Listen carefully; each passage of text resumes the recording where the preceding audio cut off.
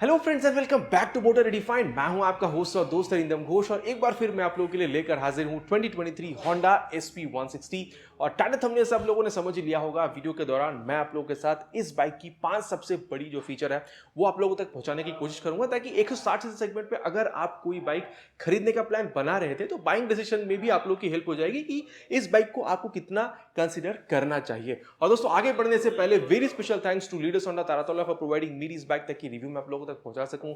Waste Bengal के हावड़ा हुगली कोलकाता में अगर आप रहते हैं, कोई भी आप होंडा की प्रोडक्ट खरीदना चाहते हैं, शोरूम को कांटेक्ट बिल्कुल कर सकते हैं। डिटेल्स अभी आपको आपके स्क्रीन पर दिख गई होगी। तो चलिए दोस्तों शुरू करते हैं। दोस्तों सबसे पहला रीजन जो मैं आप लोग को बताऊंगा कि आप इस बाइक को खरीदना पसंद करेंगे, सबसे बड़ी रीजन हो सकती है इस बाइक को खरीदने का, वो है इसकी अपीयरेंस। अगर आप लोग दोस्तों इसकी 125 सेगमेंट में जो बाइक आती है इसकी 125, अगर आप ये देखते हैं, काफी लोगों को ये कहना था कि थोड़ी सी लुक अगर और बल्कि मिलती, अगर इंजन थोड़ी और बड़ी होती तो मजा आ जाता। तो कंपनी ने वो बिल्कुल सुनी और आप देख सकते हैं 160 सीसी में कंपनी ने इसको यहाँ पर लॉन्च भी कर दिया है। लेकिन हाँ, काफी हद तक लुक जो आप लोगों को एसपी की बिल्कुल याद दिलाती है, मतलब इंस्पायर्ड अप लुक कह सकते हैं। सबसे पहले मैं आप लोगों को बता दूं दोस्तों, यहाँ पर आप लोग ये dark mat blue metallic colour देख पा रहे हैं। इसके अलावा आप लोगों को 5 और जो कलर है वो यहाँ पर देखने में मिल जाती है। सबसे पहले अगर मैं आप लोगों को बताऊं तो यहाँ पर आप लोग अगर इसकी हेडलैम्प देखते हैं, ये एसपी 160 है, और अगर आप लोग यहाँ पर एसपी 125 देख रहे हैं तो काफी हद तक आप लोगों को वही जो सेम लुक है वो यहाँ पर देखने में मिल जाती है। यहाँ पर आप देख सकते हैं कंप्लीट एलईडी हेडलैम्प का सेटअप आपको देखने को मिलता है एलईडी की ब्रांडिंग के साथ। और जैसे ही आप लोग इसकी यहाँ पर इग्निशन को ऑन करते हैं, कुछ इस तरीके से आप लोग को यहाँ पर जलती भी दिखेगी। और दोस्तों यहाँ पर अगर आप लोग इसकी ये टच सिग्नल देख रहे हैं तो आप लोग को ये नॉन फ्लेक्सिबल या फिर सेमी फ्लेक्सिबल कह सकते हैं, आप लोग ये जो बल्ब की है वो यहाँ पर बिल्कुल देखने में मिल जाती है। और अगर आप इसको बंद करना चाहते हैं तो यही से आप लोगों को इसको यहाँ पर ऑफ कर सकते हैं। अब दोस्तों अगर मैं आप लोगों को यहाँ पर ओवरऑल लुक के बारे में बताऊँ तो आप देख सकते हैं काफ़ी अट्रैक्टिव सी लगती है। मतलब सामने में अगर आप लोग देख रहे हैं तो यहाँ पर ये जो टैंक आप लोग देख रहे हैं इसको थोड़ी सी और बल्कि लुक देने के लिए आप देख सकते हैं जो टैंक कावलेज कंपनी इसको थोड़ा सा मस्कुलर यहाँ पर बना दिया है। देन साइड में ये जो आप लुक देख पा रहे हैं दोस्तों, ये भी कंपनी ने, अगर आप यहाँ पर एसपी 125 से देख रहे हैं तो बिल्कुल ही इसको यहाँ पर चेंज कर दिया है। एसपी की जो 3D लोगो है वो आप लोग को यहाँ पर देखने में मिल रही है। अगर आप लोग यहाँ पर सीट काउल देख रहे हैं दोस्तों तो ये भी कंपनी ने यहाँ पर काफ़ी चौड़ा बिल्कुल बना दिया है। और अपीयरेंस यहाँ पर सबसे पहला रीज़न बन सकता है दोस्तों। बाकी आप लोग का क्या कहना है बिल्कुल आप नीचे कमेंट पे लिखकर यहाँ पर बता सकते हैं। दोस्तों दूसरा रीज़न जिसकी वजह से आप इस बाइक को खरीदना या फिर कंसिडर करना पसंद करेंगे वो है इसकी सेफ्टी सिस्टम। जी हाँ दोस्तों, मतलब यहाँ पर आप लोग को सिंगल चैनल एबीएस का जो ऑप्शन है वो भी यहाँ पर देखने में मिलता है। आप देख सकते हैं यहाँ पर ये जो एबीएस की रिंग है वो आप लोग यहाँ पर देख पा रहे हैं। अब ब्रेकिंग सिस्टम में भी थोड़ी सी चीज़ें यहाँ पर आपको खास देखने में मिलेगी दोस्तों, क्योंकि सामने में अगर आप लोग देख रहे हैं तो यहाँ पर आप लोग को 276 mm की जो पेडल डिस्क है वो यहाँ पर मिलते हैं। लेकिन अगर आप ये चीज़ देख रहे हैं दोस्तों तो ये पेडल डिज़ाइन है।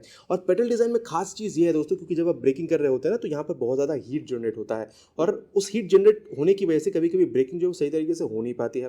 तो उसको यहाँ पर एलिमिनेट करने के लिए, कम करने के लिए कंपनी ने क्या किया, ये जो पेडल डिज़ाइन है ये दिया, क्योंकि ये जो पेडल डिज़ाइन है उस हीट को बाहर फेंकने में बहुत ज़्यादा हेल्प करती है, ताकि ब्रेकिंग को और अच्छी तरीके से यहाँ पर की जा सके। साथ ही यहाँ पर उसको कॉम्प्लीमेंट करने के लिए आप देख सकते हैं ये जो निसन की कैलिपर है वो भी आप यहाँ पर देख पा रहे हैं, जो कि अपनी परफॉर्मेंस के लिए बहुत ज़्यादा जानी जाती है। तो ये एक मतलब ऑल इन वन आप कह सकते हैं कि काफ़ी सही यहाँ पर चीज़ें कंपनी ने इस्तेमाल की हुई है। बाकी रिफ्लेक्टर आप यहाँ पर देख पा रहे हैं। जैसे आप लोग दोस्तों यहाँ पर ये रियर सेक्शन में जा रहे हैं तो यहाँ पर भी आप लोग को 220 mm की यहाँ पर आप लोग को ये जो पेडल डिस्क अगेन यहाँ पर देखने में मिल रही है। साथ ही अगर आप लोग देख रहे हैं तो निसन की जो कैलिपर है वो भी आप लोगों को यहाँ पर बिल्कुल देखने में मिल जाती है। तो safety is one of the reason दोस्तों कि आप इस बाइक को खरीदना पसंद करेंगे। देन अगर तीसरी रीज़न मैं आप लोगों को बताऊँ दोस्तों तो वो है इसकी इंजन। जी हाँ दोस्तों, द इंजन इटसेल्फ। यहाँ पर आप लोग को 162.7 CC single cylinder air cool full injected engine यहाँ पर देखने में मिलती है। अब दोस्तों पावर फिगर्स की जहाँ तक बात है 13.4 PS की मैक्स पावर और 14.58 न्यूटन मीटर की मैक्स टॉर्क आप लोगों को मिल रही है। अब दोस्तों मैं आप लोगों को बता दूँ ये वही इंजन है जो आप लोगों को यहाँ पर ये यूनिकॉर्न वगैरह में पहले देखने को मिलती थी। अब मैं ये कहना चाहूँगा दोस्तों, अगर आप इंजन में देख रहे हैं तो ऐसा नहीं है कि इंजन में कुछ मतलब पावर फिगर्स में बहुत कुछ खास चीज़ आप लोग को यहाँ पर दिख रही है, लेकिन खास जो आप लोग को यहाँ पर दिखेगी दोस्तों वो है होंडा की रिलायबिलिटी। जी हाँ दोस्तों, हम सभी जानते हैं कि होंडा की जो इंजन है वो अपनी रिलायबिलिटी के लिए बहुत ज़्यादा जानी जाती है। ठीक है, मतलब अगर आप इसको सालों साल चलाना चाह रहे हैं तो ये आप लोग के लिए बहुत मतलब जो बेहतरीन चॉइस है वो यहाँ पर बिल्कुल बन सकती है। अब अगर आप इसको दूसरी किसी भी 160 सीसी बाइक के साथ कंपेयर करेंगे दोस्तों, मैं अगेन कहूँगा बहुत ज़्यादा आप लोगों को पावर फिगर्स में यहाँ पर कोई खास चीज़ नहीं दिखेगी, लेकिन अगेन इसकी जो रिलायबिलिटी है वो आप लोगों के दिमाग में सबसे पहले आएगी।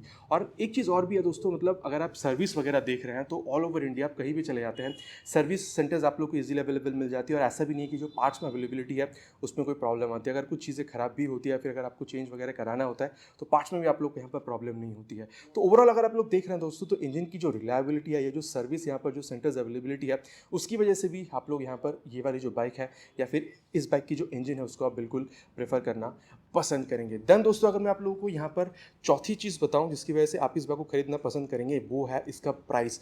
अब दोस्तों मैं प्राइस इसलिए कह रहा हूँ ना क्योंकि 160 सीसी सेगमेंट में अगर आप लोग दूसरी और बाइकों के साथ कंपेयर कर रहे हैं तो यहाँ पर चीज़ आपको काफ़ी रिजनेबल देखने को मिल रही है। क्योंकि अगर आप देखते हैं तो यहाँ पर आप लोगों को दो यहाँ पर मतलब जो इसकी वेरिएंट है वो देखने को मिलती है। पहला आता है सिंगल डिस्क, दूसरा आता है डुअल डिस्क। यहाँ पर आप लोग के डुअल डिस्क वेरिएंट देख पा रहे हैं। अब dual disc variant single disc variant में अगर आप लोग जाते हैं दोस्तों तो 1,41,729 रुपीज़ तक उसकी प्राइस बनती है। जब आप इस यहाँ पर डुअल डिस्क में आ रहा है तो इसकी प्राइस 1,46,622 रुपीज़ तक बनती है।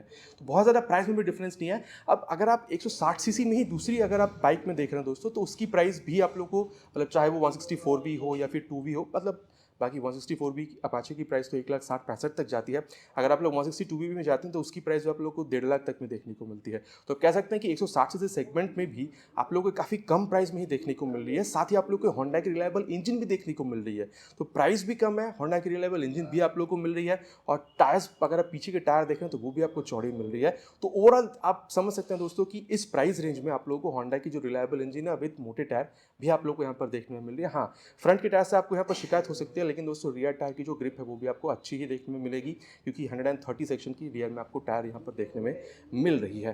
तो प्राइस था दोस्तों चौथा रीजन। बाकी आप लोगों का क्या कहना है बिल्कुल आप नीचे कमेंट में लिखकर बता सकते हैं। दोस्तों पांचवा सबसे बड़ा रीजन जिसकी वजह से आप इस बाइक को खरीदना पसंद करेंगे वो है इसकी कंफर्ट, माइलेज एंड फीचर। बाकी फीचर आपको बहुत ज्यादा नहीं मिलती है, क्या किस में फीचर कह रहा है वो भी आप लोग को आगे बताऊंगा। लेकिन दोस्तों सबसे पहले जो सबसे बड़ी रीजन बन सकती है वो है कंफर्ट। जी हाँ दोस्तों, अगर आप लोग इसकी सीट हाइट देखते हैं तो 796 एम तक की आपको सीट हाइट देखने में मिलती है। मतलब अगर आप लोग उसकी कुशनिंग वगैरह भी देखते हैं दोस्तों तो कंफर्टेबल है। और आप कहीं ना कहीं क्योंकि 160 सीसी में ये बाइक आ रही है तो अगर आप लॉन्ग राइड्स वगैरह भी प्लान कर रहे हैं तो इस सीट के साथ आप बिल्कुल प्लान कर सकते हैं। और अगर आपकी हाइट अराउंड 5'3" तक की भी है आप इस बाइक को आराम से यहाँ पर प्लान बना सकते हैं लॉन्ग राइड्स के लिए। अब मैं ये भी कहना चाहूँगा दोस्तों क्योंकि सीट आपको कंफर्टेबल मिल रही है दोस्तों, सॉफ्ट नहीं है, तो लॉन्ग राइड्स के लिए भी प्रेफरेबल है। और चाहे आप राइडर है चाहे आप पिलियन है, आपको काफ़ी ज़्यादा स्पेस भी यहाँ पर कंपनी बनाकर बिल्कुल दे रही है, तो उसमें प्रॉब्लम नहीं है। और अगर आप पिलियन के हिसाब से जा रहे हैं तो देख सकते हैं काफ़ी मतलब यहाँ पर आपको स्ट्रॉन्ग सी यहाँ पर ये जो ग्रैब हैंडल है वो भी आपको यहाँ पर देखने में मिल रही है। अब दोस्तों यहाँ पर कंफर्ट में इसलिए कह रहा हूँ ना क्योंकि अगर आप ये राइडिंग ट्रायंगल देख रहे हैं तो आपको बहुत ज़्यादा सामने झुकने की भी ज़रूरत नहीं है। हैंडल बार भी आपको काफ़ी ऊंची मिलती है और फुट पे अगर आप देख रहे हैं तो ये भी आपको थोड़ी सी रेयर फिटेड मिलती है, ताकि यहाँ पर ये जो स्पोर्टी से लुक है उसके साथ साथ वो स्पोर्टी सी फील भी आपको यहाँ पर मिल सके और बहुत ज़्यादा आपको झुकना भी ना पड़े, तो कंफर्टेबल राइड भी आप लोग को मिल सके। वो कंपनी ने यहाँ पर जो कंप्लीट कोशिश है वो यहाँ पर करी हुई है। तो आप कह सकते हैं दोस्तों कि ओवरऑल कंफर्ट आपको इस बाइक में काफ़ी अच्छी देखने को मिल जाएगी। अब साथ ही दोस्तों दूसरी जैसे मैंने कहा था आप लोगों को कंफर्ट एंड माइलेज, तो माइलेज की जहाँ तक बात है 45 से 50 किलोमीटर्स प्लस तक की भी आप यहाँ पर जो माइलेज है वो यहाँ पर एक्सपेक्ट कर सकते हैं। अब टैंक की जहाँ तक बात है दोस्तों तो 12 लीटर तक की जो टैंक है वो भी आपको मिल रहा है। बाकी हाँ, ये अगर आप लोग देख रहे हैं तो आपको फाइबर की मिले, लेकिन अंदर जहाँ पर एक्चुअल टैंक है ना दोस्तों वो आप लोगों को यहाँ पर मेटल की मिलती है। तो आपको डरना भी यहाँ पर नहीं चाहिए कि भाई अगर कभी गिरती है तो टैंक टूट जाएगी वगैरह, ऐसा कोई डर आपको नहीं होगी। बाकी अगर आप लोग यहाँ पर ये टैंक टावल वगैरह देख रहे हैं तो ये भी फाइबर की क्वालिटी इसकी आपको काफ़ी अच्छी ही देखने में मिल रही है। तो ओवरऑल अगर माइलेज देख रहे हैं दोस्तों तो वो भी आपको मतलब 50 तक यहाँ पर एक्सपेक्ट कर सकते हैं। और अगेन मैं कहूँगा कि अगर आप इस बाइक के ऑलरेडी ओनर हैं BS6 फेज 2 या फिर आप OBD2 कह सकते हैं, उसकी अगर आप ओनर हैं तो बिल्कुल अपना जो एक्सपीरियंस है विद द माइलेज बिल्कुल आप नीचे कमेंट में लिखकर बताइएगा। और वहीं अगर मैं आप लोग को बताऊं दोस्तों मैं आपको फीचर किस लिए कहा था, फीचर मैंने आप लोग को इसलिए बताया था दोस्तों क्योंकि अगर आप यहाँ पर इसकी ये मीटर कंसोल देखते हैं तो काफ़ी वो CB300 जैसी वो जो फील है वो आप लोग को यहाँ पर देखने में मिलती है। आप लोग को जो टैकोमीटर है वो आपको देखने में मिल रहा है, speedometer, gear position sensor, fuel gauge sensor, then odometer आप लोग को मिल रहा है, बैटरी का जो वोल्टेज है वो भी आप लोग को दिख रहा है, टाइम जो है वो भी आप लोग को देखने में मिल रही है। मोड का बटन यहाँ पर अगर इस्तेमाल करा जाए तो यहाँ पर चीज़ें आपको और भी देखने को मिलती है, trip A, trip B, then odometer आप लोगों को यहाँ पर देखने में मिल रही है। तो ये जो फीचर है दोस्तों मतलब आप यहाँ पर देख सकते हैं, मतलब ये जो काफ़ी मॉडर्न लुकिंग यहाँ पर जो मतलब कंसोल है वो भी आप लोग को यहाँ पर देखने में मिल रहा है। एक और सबसे बेहतरीन जो चीज़ है दोस्तों वो है इसकी ये side stand engine cut off sensor. जब साइड स्टैंड यहाँ पर लगी हुई है, अगर कभी ऐसा होता है कि आपकी साइड स्टैंड लगी हुई है और आपने जैसे ही गाड़ी को ऑन करके गियर पे आप अपने गाड़ी को डालते हैं, गाड़ी अपने आप बंद हो जाती है ताकि आपको एक्सीडेंट से राहत मिल सके। काफ़ी वक्त ऐसा होता है कि जब आप चल रहे होते हैं तो ये जो साइड स्टैंड अगर लगी भी रहती है और जैसे ही आप गाड़ी को लीन करते हैं ये नीचे टकरा जाती है और एक्सीडेंट हो जाता है। तो इससे बचाने के लिए यहाँ पर आप लोग को साइड स्टैंड के साथ साथ side stand engine cut off sensor जो है वो भी आप लोग को यहाँ पर बिल्कुल दिया गया है। तो ये भी फीचर में बिल्कुल ऐड हो जाती है। अब दोस्तों मैं आप लोगों को एक चीज़ और बताना चाहूँगा जो आप लोगों को कंफर्ट में ऐड होगी दोस्तों, वो है इसकी सस्पेंशन। जी हाँ दोस्तों, अगर आप रियर में देख रहे हैं तो यहाँ पर आप लोग को जो मोनोशॉक सस्पेंशन है वो यहाँ पर देखने में मिलती है ताकि जो हैंडलिंग उसको थोड़ी सी और स्पोर्टी बनाया जा सके, थोड़ी सी आप लीन वगैरह अगर गाड़ी को करना चाह रहे हैं तो वो भी आप कर सकें, और सामने ताकि ज़्यादा से ज़्यादा जो मतलब अगर गड्ढे वगैरह है अगर आप एब्जॉर्ब करना चाहते हैं तो उसके लिए यहाँ पर आप लोग को जो टेलीस्कोपिक फोक है वो भी यहाँ पर आप लोग को देखने में मिल रही है। तो दोस्तों कंप्लीट मैंने आप लोग को यहाँ पर 5 रीजंस जो बताई हैं कि आप इस बाइक को खरीदना पसंद करेंगे, आपको कहाँ तक सही लगी है बिल्कुल नीचे आप कमेंट पर लिख कर बताइएगा। ओवरऑल मैं कंक्लूजन में आपको यही कर सकता हूँ दोस्तों, अगर आप लोगों को 1,40,000 से 45,000 रुपये तक की बजट में एक अच्छी बाइक चाहिए थी, होंडा की रिलायबल इंजन जहाँ पर आप लोगों को माइलेज भी अच्छी मिले, लुक भी अच्छी मिले, और आप लोगों को होंडा की रिलायबल इंजन के साथ साथ आप लोगों को ये भी चाहिए था कि भाई मतलब सर्विस सेंटर्स या पार्ट्स अवेलेबिलिटी की प्रॉब्लम ना हो, तो भी आप इस बाइक को आराम से प्रेफर कर सकते हैं 160 सीसी सेगमेंट में। आशा करता हूं दोस्तों वीडियो आप लोगों को पसंद आई होगी। बहुत जल्द मिलेंगे इसी तरीके के एक नए वीडियो में एक नए बाइक या स्कूटर के साथ। Till then ride safe and जय हिंद।